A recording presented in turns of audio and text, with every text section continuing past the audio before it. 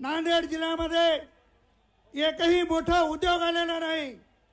उलट होते ते उद्योग बंद पाडण्याचं पाप या काँग्रेसच्या मंडळीने केलेलं आहे।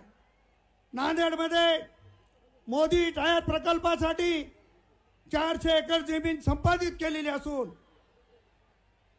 या जागेवर केवळ भूमिपूजनाचा दगड बसविण्यात आलेला आहे। मोदी साहेब, आपणास माझी विनंती आहे, लातूरला आपण रेल्वे बोगीचा मोठा प्रकल्प उभा करून लातूरच्या विकासाला चालना दिलेली आहे। त्या धर्तीवर नांदेडमध्ये 2-3 मोठे असे उद्योग मंजूर केल्यास बेरोजगारांना, तरुणांना रोजगार उपलब्ध होणार आहे। तरी जिल्ह्यामध्ये हा विकास पर्व सुरू करावं अशा पद्धतीची माझी विनंती आहे। दमणगंगा आणि पिंजाळ या 2 नद्या पूर्वेकडून पश्चिमेकडे वाहतात। त्या नद्यांचं पाणी समुद्रामध्ये वाहून जातं। समुद्रामध्ये वाहून जाणारं पाणी नदी जोड प्रकल्पाच्या द्वारे गोदावरी खोऱ्यास वळतं केल्यास नाशिक, नांदेड ते बाबळीपर्यंतच्या बंधाऱ्याला बारमाही पाणी बसून राहील आणि यामुळे मराठवाडा सुजलाम सुफलाम होईल आणि शेतकऱ्यांचं जीवनमान उंचावणार आहे।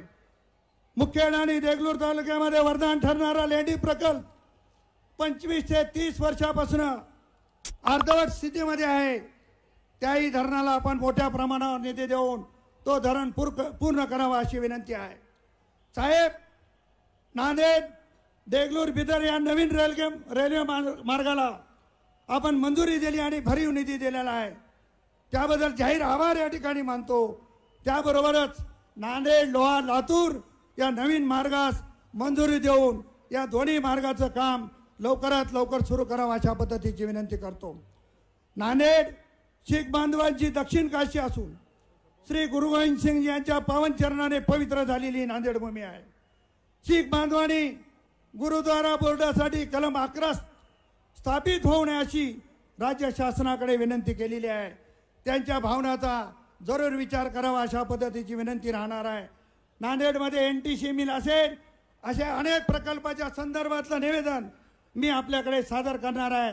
त्या संदर्भात विचार व्हावा अशी विनंती राहणार आहे।